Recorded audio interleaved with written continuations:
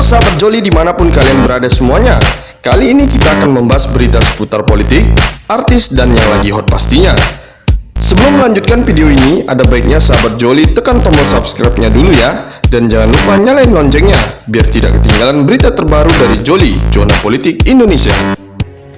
Ketika Susi Pujiastuti menjabat Menteri Kelautan dan Perikanan selama 5 tahun penuh, dari 2014 hingga 2019, sepak terjangnya mengundang decak kagum. Kebijakannya tentang istilah tenggelamkan menjadi viral dan merupakan kata yang identik dengan Susi. Menyusul keberaniannya menindak tegas kapal-kapal asing pencuri ikan di perairan Indonesia. Mafia-mafia laut dibuatnya terbirit-birit, kehilangan mata pencaharian ilegal yang selama ini seolah mendarah daging. Ternyata kehebatan Susi akhirnya tak berarti jika tak sejalan dengan atasan. Siapa lagi kalau bukan Menko Kemaritiman dan Investasi Luhut Binsar Panjaitan, sang pencerah istilah bulldozer. Sebagai Menko yang membawahi Susi, keduanya memang kerap terlibat cekcok. Dari urusan cantrang, garam, hingga yang terakhir soal reklamasi Teluk Benoa, Bali. Susi melawan Luhut. Dilawan bawahan, Luhut pasti bertindak. Bulldozer. Pencoretan Susi dari jajaran Kabinet Indonesia Maju secara halus direstui Presiden Jokowi. Lihat saja pesan Jokowi saat memperkenalkan para menterinya, bahwa menteri dilarang memiliki visi dan misi. Yang ada adalah visi misi presiden dan wakil presiden. Hal di atas jelas menggambarkan bahwa tugas menteri adalah bekerja, bukan bekerja dan berpikir seperti yang dilakukan Susi. Namun kebijakan Luhut berantakan ketika menghadapi Gubernur DKI yang mencabut izin reklamasi, dan Luhut diam 1000 bahasa. Pejabat tanpa nurani. Ketika seorang pejabat membuat pernyataan yang kontroversial, membuktikan pejabat itu telah jauh dari etika dan hati nurani. Hal ini bisa dilihat ketika wabah virus COVID-19 melanda Indonesia.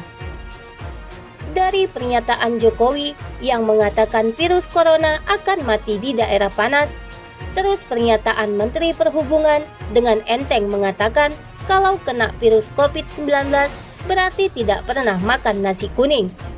Ditambah pernyataan Bahlil sebagai Kepala BKPM yang mengatakan virus COVID-19 sulit masuk karena terganjal perizinan. Namun pernyataan yang selalu kontroversial adalah pernyataan Luhut tentang akan diteruskannya proyek ibu kota baru karena sudah ada 30 cukong siap membiayai, dan dilarangnya TKI pulang kampung karena akan menularkan virus COVID-19. Hal itu sangat ironis sekali dibanding para TKA Cina yang selalu datang melewati berbagai bandara. Menurut Bahtiar Ali, ada fenomena para pejabat publik yang berbicara di luar kompetensinya. Menurutnya, pejabat banyak yang berbicara tanpa memahami permasalahannya. Asal ditanya wartawan, yang penting jawab saja. Pejabat dan kekuasaan. Pernyataan mantan Sesmen BUMN Said Didu menjadi viral lantaran mengunggah video dan disomasi sama LBP dan akan dibawa ke pengadilan. Hal itu sangat lucu dan menggelikan kita semua. Luhut melecehkan rakyat lewat pernyataan kematian hanya dihitung dengan statistik, padahal satu nyawa bagi bangsa negara itu sangat berharga. Kemudian TKI dilarang pulang, tapi TKA Cina berdatangan dari berbagai penjuru bandara. Dan itu diakui oleh Menkumham bahwa sejak Januari saja sudah 188.000 TKA Cina yang tiba di Indonesia. Bahkan dengan entengnya Luhut mengatakan, tidak semua warga negara Cina itu jelek. Terus kenapa? Sementara krisis pangan dan krisis pekerjaan nyata di depan kita sejak sebelum virus COVID-19 masuk dan menjadi pandemik. Lalu sekarang semakin terasa krisis tersebut. Bahkan lebih lucu lagi, bahwa penanganan virus COVID-19 menggunakan strategi militer dan itu menjadi lelucon baru di saat WFH atau work from home. Saya kira kita membayangkan bagaimana kalau Indonesia tanpa Luhut Binsar Panjaitan? Itulah pertanyaan yang selalu muncul di dalam pikiran kita. Di era SBY, jelas tampak sekali perbedaannya. Tidak gaduh, penuh perhitungan, dan ekonomi kita berada di kisaran 6,4%. Walaupun ada kasus tsunami Aceh, wabah flu burung, bencana di mana-mana. Akan tetapi, para pejabat tidak celometan seperti sekarang ini. Semua memang ada yang lebih dan kurang. Akan tetapi, kebijakan yang tidak terukur dan akal-akalan menjadi anomali tersendiri dalam kehidupan berbangsa dan bernegara. Kasus Luhut sepertinya sesuai yang dikatakan Barbara Goodwin, seorang ahli filsafat politik, yang mengatakan bahwa pengertian kekuasaan adalah kemampuan untuk mengakibatkan seseorang bertindak dengan cara dan oleh yang bersangkutan, dan tidak akan dipilih seandainya ia tidak dilibatkan. Dengan kata lain, memaksa seseorang untuk melakukan sesuatu yang bertentangan dengan kehendaknya. Sebelumnya, Menko Kemaritiman dan Investasi Luhut Binsar Panjaitan menulis sebuah catatan panjang. Tulisan tersebut dimuat dalam sejumlah akun media sosial miliknya.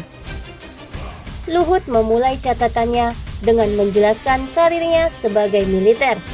Setelah itu, Luhut sedikit menceritakan kondisi keberlangsungan keluarganya di tengah ia bertugas. Luhut pada akhirnya masuk pada pembahasan saat dia diberikan mandat sebagai pejabat publik. Dia menceritakan sejumlah hambatan yang dialaminya, terutama kritik yang kerap tertuju padanya. Akhirnya, Luhut mengulik betapa keluarganya ikut terganggu dengan kritik yang menurutnya ditujukan kepada personalnya. Dia juga mengaku rindu sosok Gus Dur yang diingatnya dalam setiap kondisi seperti saat ini. Mengapa kita malah terus-terusan mencari perbedaan tanpa sedikit pun berpikir persatuan? Momen seperti ini membuat saya rindu kepada almarhum Gus Dur yang semangat positifnya selalu menginspirasi setiap langkah saya menjalani hidup sebagai pejabat negara. Tulis Luhut dikutip dari akun Instagramnya Kamis 9 April 2020. Sebuah tuduhan kepada pribadi seseorang tentu juga akan mengenai sisi paling privat dari orang itu. Ini pula yang kemudian dirasakan oleh keluarga dan orang-orang terdekat saya.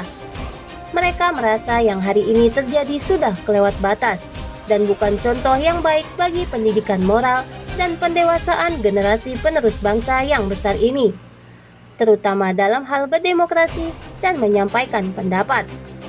Maka perlu dilakukan sebuah tindakan untuk setidaknya membuat masyarakat Indonesia, juga anak cucu saya, bisa belajar dan paham bahwa setiap tindakan pasti ada konsekuensinya. Saya meyakini bahwa tidak ada kebebasan yang absolut. Semua yang diucapkan harus mampu dipertanggungjawabkan. Saya juga ingin mengajak seluruh masyarakat Indonesia agar mampu bertanggung jawab atas apapun laku dan ucap kita. Karena sesederhana ucapan dan laku itu punya dampak bukan hanya kepada kita, tetapi juga lingkungan sekitar dan masyarakat Indonesia secara keseluruhan.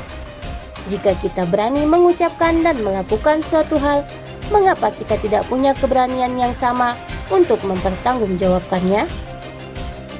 Ketika Susi Pujiastuti menjabat Menteri Kelautan dan Perikanan selama 5 tahun penuh dari 2014 hingga 2019, sepak terjangnya mengundang decak kagum. Kebijakannya tentang istilah tenggelamkan menjadi viral dan merupakan kata yang identik dengan Susi. Menyusul keberaniannya menindak tegas kapal-kapal asing pencuri ikan di perairan Indonesia. Mafia-mafia laut dibuatnya terbirit-birit, kehilangan mata pencaharian ilegal yang selama ini seolah mendarah daging. Ternyata kehebatan Susi akhirnya tak berarti jika tak sejalan dengan atasan. Siapa lagi kalau bukan Menko Kemaritiman dan Investasi Luhut Binsar Panjaitan, sang pencerah istilah bulldozer.